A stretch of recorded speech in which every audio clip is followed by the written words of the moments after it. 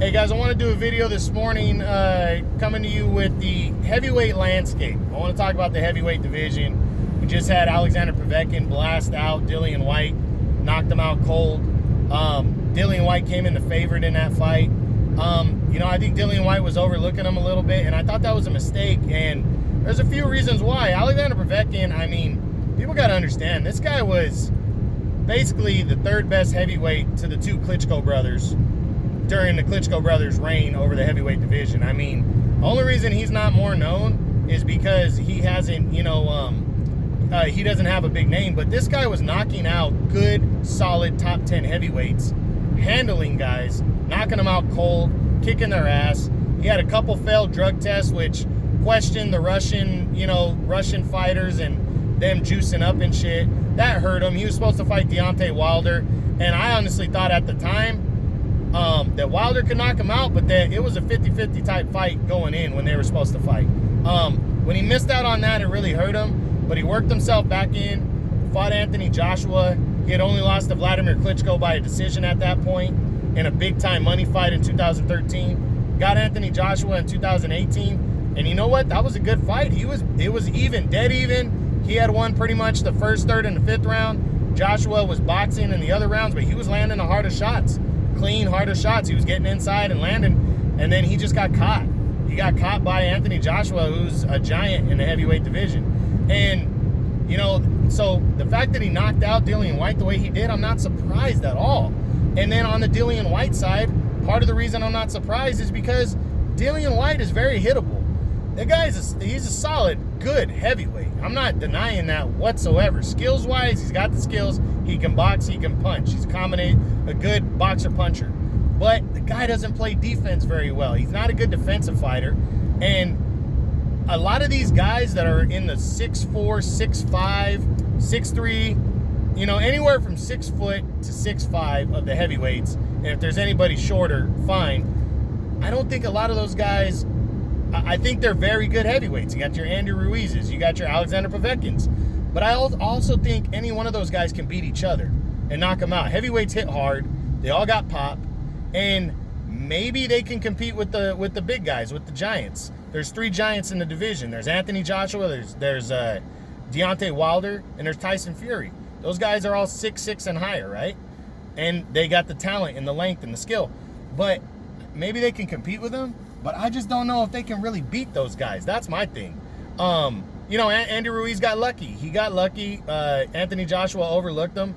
He got caught. He almost got knocked out. And if Anthony Joshua would have been at 100%, he probably would have finished Andy Ruiz off in that first fight. But he didn't. But Joshua showed you in a rematch, even though he fought lighter and maybe a little timid. Now, I wouldn't say timid. I'd say cautious, right? And he got a one-sided decision. He didn't want to get caught again. But in the third fight, I think Anthony Joshua would eat up Andy Ruiz and probably knock him out.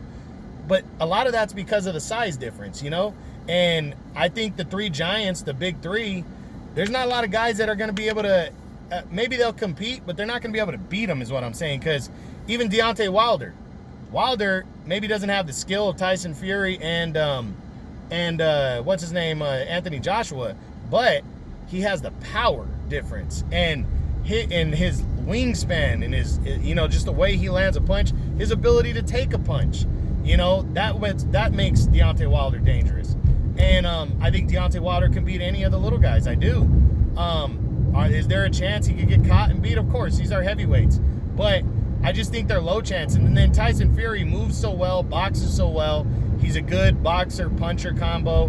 But he's also good enough technically and defensively to where if he's not packing the punch to hurt you, he can move away from you and still beat you and outbox you. That's why I think maybe he probably beats Anthony Joshua. It'd be close, but I might lean towards Tyson Fury. Even though I think Joshua might be technically a little better, I think Tyson Fury is more confident. But that's if those 3 collided with each other, which is why those 3, they're super fights. Tyson Fury, Deontay Wilder, no matter what happened in the first 2 fights, third fight's going to be huge.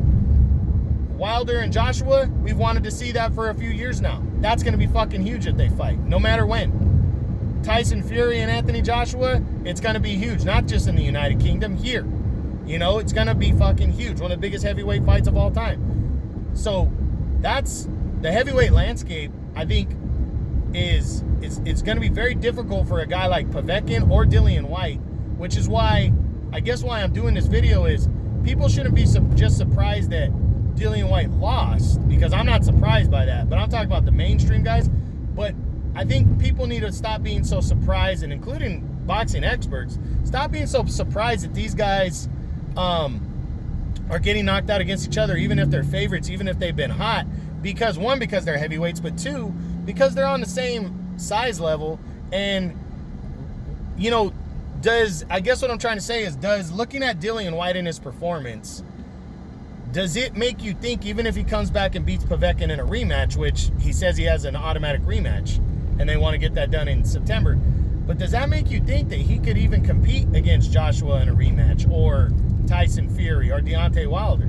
I'm sorry, maybe he could compete for a bit, but because he's hittable. I've seen this guy get hit. I've seen him almost get knocked out.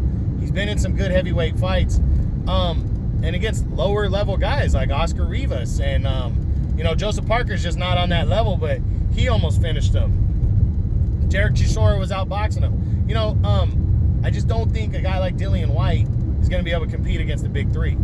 He's going to make good fights for the rest of them, but he's going to get knocked out, most likely. You know, even Andy Ruiz, maybe he'll go a few more rounds because he can take a punch, but he's going to get knocked out.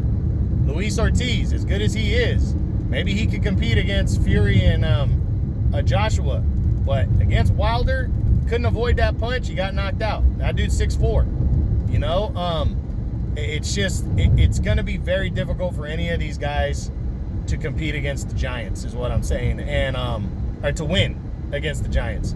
And so that's why people need to understand why those big three there's such big fights, and we shouldn't get built up on some of these other guys as much. I mean, yeah, you want to make exciting fights. Dillian Whyte talks a lot of shit.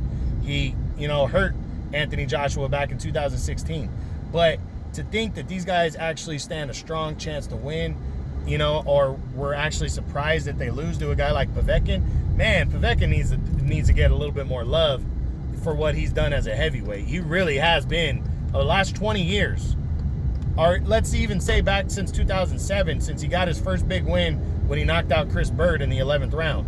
I mean, this dude is beating some good-ass fighters at the right time. Chris Bird, Eddie Chambers. I mean, Chambers was undefeated, you know, and he just worked Eddie Chambers over 12 rounds, you know. This guy beat Ruslan Shagayev, the guy that beat the giant, the 7-foot giant, Nikolai Valuev. Ruslan Shagayev beat him, was a former champ. His only loss was to Klitschko before that. Povetkin beat him by a solid decision. You know, Povetkin knocked out Carlos Takam.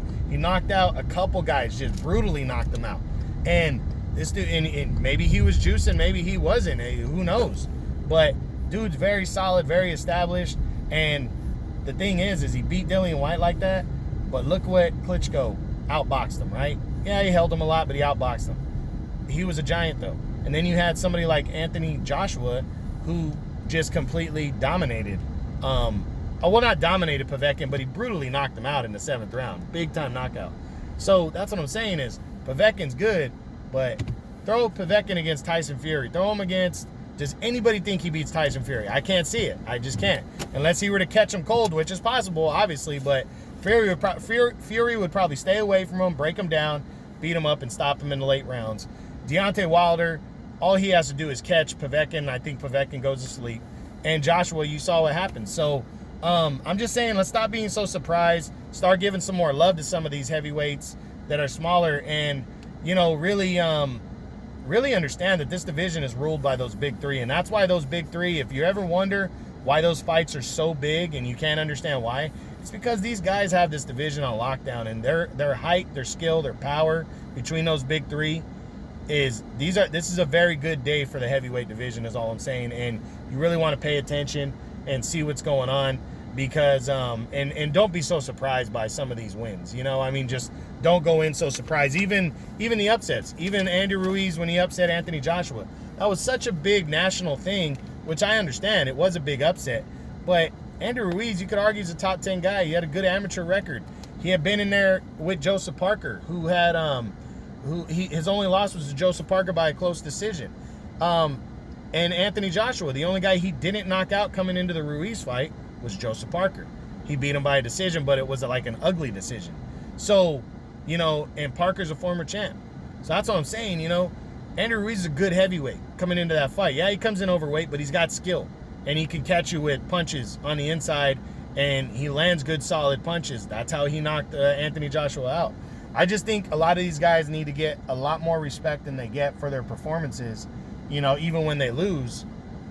But also go back and take a look at their resumes. I mean, these dudes, most of these heavyweights have fought each other or fought somebody similar, and they're right there. So, you know, don't go in just thinking the big three are automatic, but damn, they're tough to beat. That's why, you know, I can't wait to see those three fight each other.